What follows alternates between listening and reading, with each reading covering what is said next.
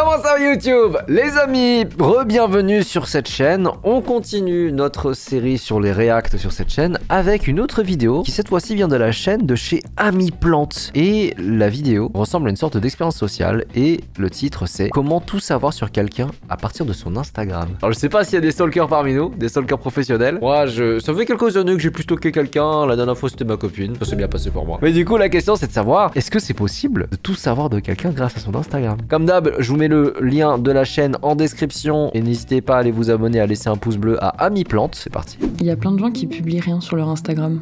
Moi j'aime bien mettre des photos avec des copains, un screen de ma course quand j'avoue je suis plutôt fière d'avoir couru, des photos de vacances. Jusqu'à ce que je découvre ce qu'il est possible de savoir à partir d'une simple photo. This person said there's no way I could find this tree. Ah oui, mais lui aussi, c'est le boss final de GeoGuessr, gros. In Captain Daniel Wright Woods Forest Preserve. This is what it looks like to swim at 5:30 a.m. in Nisrets. It's not 5:30 a.m. At 5:30, the sun's altitude was at negative 3.62 degrees. And based off the shadow of this building and the sun pattern on this peninsula, the actual time the video was taken was around 6:04. Il faut aller se faire enculer, gros. C'est effrayant. Celui qui devine actuellement où je suis, je lui offre ce qu'il veut. Et il va se faire trouver. Facile, t'es juste ici, mec. Tout de suite, je me suis demandé qu'est-ce que les photos et vidéos que je publie pourraient dire de moi. Est-ce qu'elles pourraient révéler les lieux que j'ai l'habitude de fréquenter, les horaires auxquels je les fréquente, l'hôtel où j'ai passé mes dernières vacances, ou peut-être même révéler où j'habite. Et le meilleur moyen de savoir ce que mes photos et vidéos peuvent dire de moi, c'est d'apprendre. Oh là là, la flemme sa mère. Et heureusement qu'il y a des gens qui font ce genre de vidéos pour qu'on fasse attention tous. Parce qu'il y a plein de youtubeurs en plus. Moi encore ça va. Moi ça va. J'ai pas de problème. Mais tu vois, il y a plein de... surtout des youtubeuses, des influenceuses qui se font traquer par des mecs louches. Eux, faut les niquer. Et ce genre de vidéo, ça peut leur servir aussi. Hein. Ici, Ami Plante. Bienvenue dans cette nouvelle vidéo. On va se plonger dans l'univers fascinant de l'open source intelligence. C'est-à-dire la discipline qui consiste à obtenir des renseignements sur une personne ou une situation grâce à des sources publiques comme des réseaux sociaux. Et c'est pas comme ça d'ailleurs qu'il y a des gens qui ont réussi à savoir où habitait Inox. Genre je sais qu'il avait été cambriolé il y a 2 ans ou un truc comme ça, mais je crois qu'il y a dû avoir un bail comme ça. Hein. Pour apprendre à trouver des renseignements sur une personne à partir de ces réseaux, il nous fallait une cible, Tom. On aurait pu construire une fausse histoire avec des images sélectionnées exprès pour la vidéo, mais je voulais quelque chose de réaliste avec des vrais exemples. Donc on va emprunter du contenu de 2 personnes, Squeezie et Léopold, et la fusion quand même, elle est drôle. À partir de vrais médias publiés sur internet, on va retrouver beaucoup de choses sur Tom.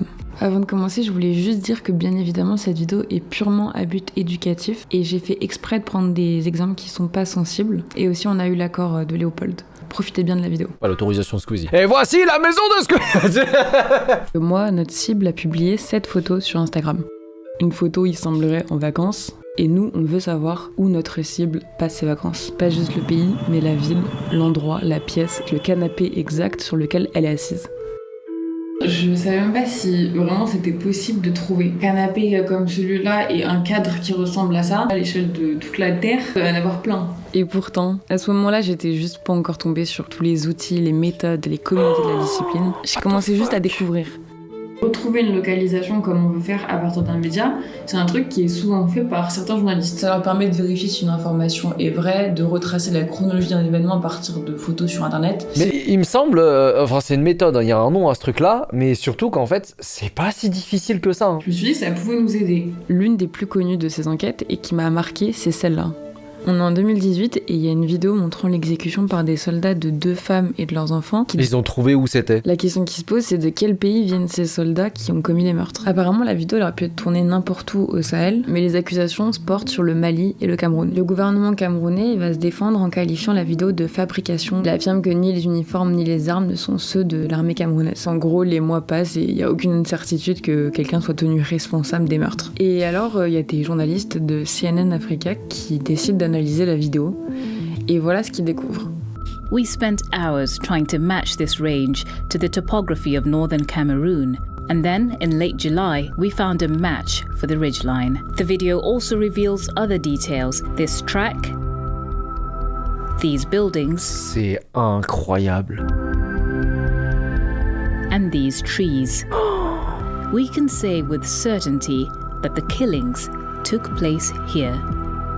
Less than a kilometer away, in Zelevet, we found this compound and identified it as a combat outpost used by the Cameroonian military. We know that this is a military base because we matched the features visible in satellite imagery to the details in the Channel 4 news report that was shot here in 2015. Avec des images satellites, Facebook et un reportage, ils ont réussi à retrouver le lieu, la base militaire et les auteurs. Finalement, sous la pression des preuves, le gouvernement camerounais reconnaît que ces soldats étaient responsables et les fait arrêter. On est loin d'être sur une mission aussi honorable, mais dans notre petit exemple, on a aussi des indices. Et en effet, on remarque que juste après la publication de notre photo, il y a 2 autres photos qui ont été publiées sur une période temporelle très courte, et on dirait bien qu'elles ont été prises au cours des mêmes vacances. Maintenant, regardons de plus près les photos.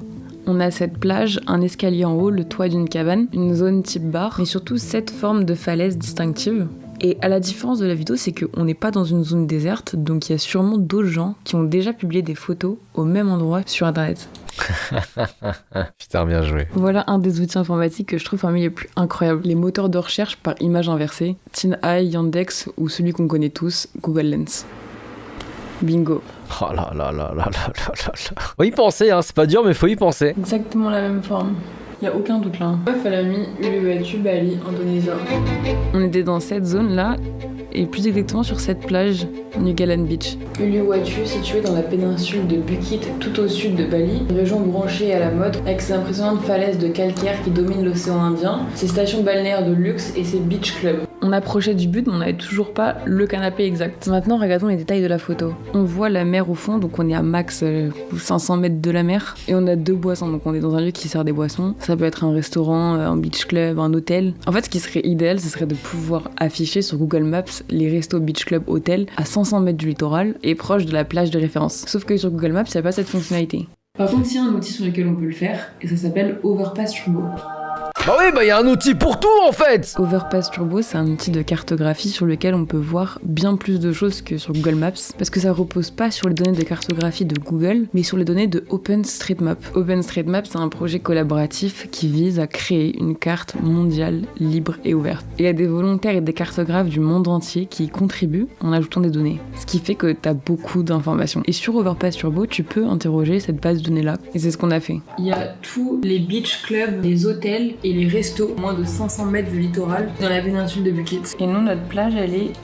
Voilà, Nugalan Beach. Ah, putain, mais en fait, ça rétrécit de ouf le champ de recherche. Je trouve ça juste incroyable. C'est un outil de malade. C'est-à-dire que tu peux faire des requêtes aussi précises que ça de ce que tu veux trouver sur une map et il te le sort. Et justement, je regarde les résultats autour de la plage et là, je vois ça. Là, en gros... Ça c'est la falaise. J'avais pas vu sur Google Maps, on voyait pas. Et là il y a un accès à la plage. Bulgari Beach Access. Cet accès à la plage il se fait à partir d'un hôtel, le Bulgari Resort. Je m'y rends sur Google Earth. Et là je retrouve le lieu de cette photo. Oh putain. Sa mère. C'est effrayant. Prise juste ici. Il y a des fortes chances pour que notre cible ait séjourné dans cet hôtel. Et peut-être qu'il y a aussi pris la photo. Donc là, voyant ça, je tape Bulgari Resort. Regarde la vidéo de Chia versus 4chan de The Great Review, ça pousse le concept à l'extrême. Oui, mais je l'ai déjà vu ça en off. D'ailleurs, c'est la première vidéo que je voyais de TGR et j'étais sur le cul. J'étais en mode, mais vraiment, c'est qui ces enculés qui se sont mis en tête d'aller décrocher ce drapeau? Je reconnais la table, le canapé, les coussins du canapé, le petit muret derrière. Pour moi, c'était exactement celui-là à gauche, mais il fallait en être sûr. Tous les articles que j'avais lus sur le domaine, à chaque fois, ils cherchaient des confirmations, des éléments qui prouvaient que effectivement, on était sur le bon résultat. Alors j'ai cherché d'autres photos de l'hôtel Bulgari sur Instagram, réussir à bien voir la vue qui est derrière et trouver des confirmations. Et j'ai trouvé ces 2 photos. On constate que là c'est exactement le même arbre et là le feuillage à droite sur la vue c'est le même qu'ici. Le tryhard au point de vouloir savoir que c'est ce canapé là. On aperçoit aussi le poteau de la terrasse juste à gauche de la photo. Notre cible était donc en vacances à Bali, dans l'hôtel Bulgari Resort entre le 31 juillet et début août 2022 et a pris cette photo dans la sorte de terrasse de l'hôtel qui s'appelle The Pavillon sur ce canapé exactement à cette localisation. On sait maintenant où notre cible Tom part en vacances. Mais ça, c'est de l'occasionnel, c'est pas son quotidien. À la vie de ma mère, quand je serai en Corée, je vais faire tellement plus gaffe. Vous ne saurez rien. En fait, je vais pas publier de story. Pour vraiment connaître notre cible, il faudrait qu'on sache où elle habite. L'endroit où chaque jour elle rentre chez elle, l'endroit où elle passe le plus clair de son temps. Et voici l'adresse de Squeezie. Et justement, il y a quelques temps, Tam a partagé cette story. Un lien vers une vidéo YouTube à laquelle il a participé. C'est une vidéo du créateur Aurélien Prévost qui a pour concept de bander les yeux de l'invité, donc de notre cible, et de lui faire faire sa morning routine chez lui. Donc peut-être qu'à partir de cette vidéo, on pourrait retrouver où notre cible habite. Bien entendu, je précise qu'il habite plus dans cet appart et qu'on a eu son accord. Ouais, salut, c'est Aurel. Alors le contexte de cet épisode, c'est quoi? Dans l'épisode 5, tourné au... Là, on voit bien le 93 là. Nous allons donc chez le copain youtubeur Le Pérave pour lui faire faire sa morning routine, les yeux bandés. Faire chier Léopold avec Luciole, et elle s'est rappelée d'un truc. C'est que sur Twitter, il y avait une photo qui avait tourné. Au fond, il y a des immeubles un peu distinctifs là. C'est là où tu vois qu'on a... Je suis pas concentré sur les bons trucs, j'étais en train de regarder les assets. C'est moi chez lui, il va être content. Il y a écrit Bagnolet. Si, une autre surprise normalement, t'as un pote à lui, Elliot, qui va venir nous rendre une petite visite. Ah mais lui il a chanté dans la vidéo Peer Date avec Dejna. Je sais pas si vous reconnaissez. Il est très marrant lui. On voit hyper distinctement la porte de devant de l'immeuble et même l'immeuble d'en face. Chez Léo. J'ai posé. Vous cherchez? Là on a même l'étage. Non, ça c'est une dinguerie par contre. Ça c'est une dinguerie de faire ça, ça c'est pas prudent de la part. Après YouTube c'était un... Enfin je sais pas il y a combien de temps mais c'était peut-être à l'époque où on risquait pas de se faire repérer par des gens. Filmer ça comme ça c'est dangereux. Avec toi. Ouais, impeccable. J'ai bien compris, on est chez vous, c'est ça? On est chez moi, on est à et on est au 86. Je me suis demandé si c'était une blague ou pas, parce que 86 c'est loin dans les chiffres d'adresse, donc je pense que doit pas y en avoir tant que ça non plus à Bagnolet. Et effectivement, il y en avait 8.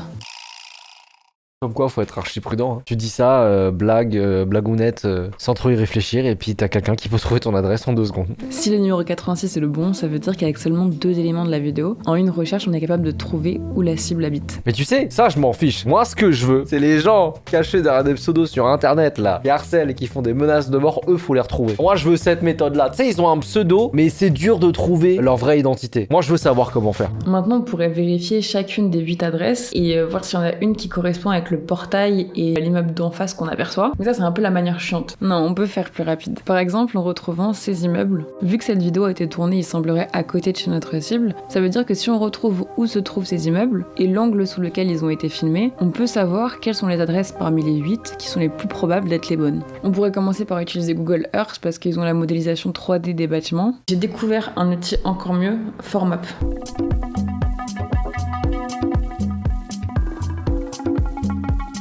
En gros, c'est une carte, mais sous forme de modélisation 3D. Tu peux explorer l'environnement urbain, tu peux te balader avec un rendu des Non mais faut aller se faire enculer, c'est quoi tous ces outils? formes des bâtiments, des monuments et tout, qui est réaliste. Ça, c'est New York de nuit.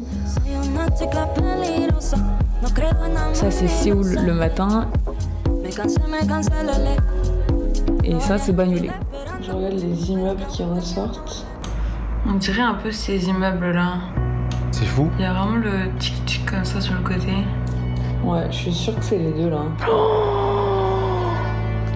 Les immeubles qu'on a repérés, ils sont juste ici. Et quand on penche sur le côté, pour celui-là, il est trop sur le côté. Donc c'est pas lui. Et ceux d'en haut là, c'est de l'autre côté. Et donc c'est pas eux non plus. Donc je pense que ça va être un de ces trois là. Si jamais c'est au 86. J'ai testé une première adresse, une deuxième. Et elle va trouver la porte. Aïe aïe aïe aïe aïe aïe aïe. Quelle erreur! Exactement là. On reconnaît la pierre là juste devant et le haut de l'entrée. Alors je suis sûre que c'est ça. On avait trouvé où notre cible habite. Et même s'il n'y avait pas eu l'indice du 86, ça serait quand même resté assez facile à trouver. Et pourtant, il y a plus de 700 000 personnes qui ont vu cette vidéo.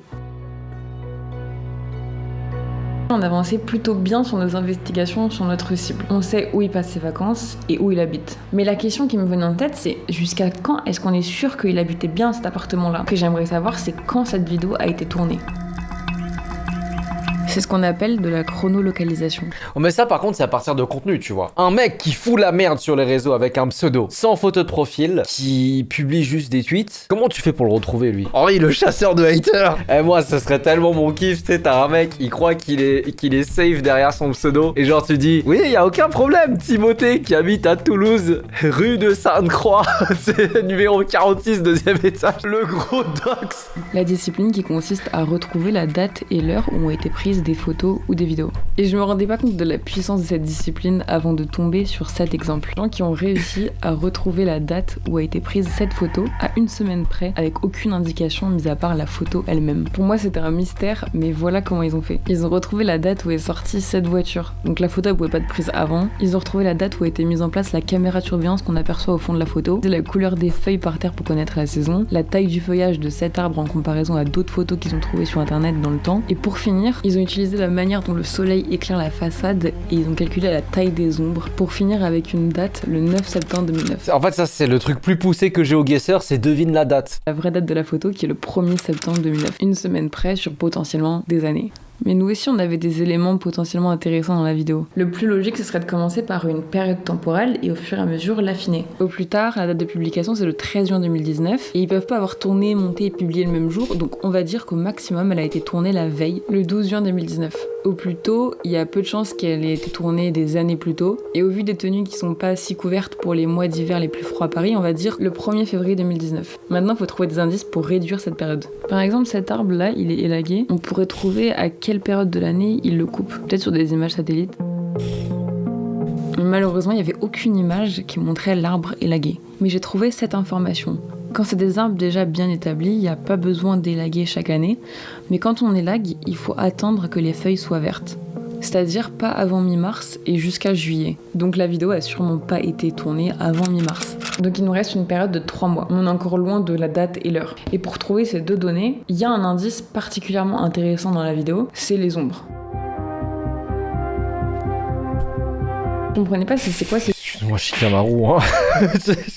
Comment c'est possible que tu puisses retrouver la date et l'heure avec une ombre? En gros, l'idée c'est que comme la Terre tourne autour du Soleil, ça lui prend environ 1 an et qu'en même temps elle tourne sur elle-même toutes les 24 heures environ, ça fait que le Soleil, du point de vue de la Terre, à chaque heure de la journée et pour chaque jour de l'année, il est dans une position spécifique. Et tu peux trouver la position du soleil grâce à plusieurs valeurs. La taille de l'objet, la taille de son ombre, ce qui te permet d'avoir l'angle X qui correspond à l'altitude de l'ombre, en gros l'angle entre le nord et le soleil.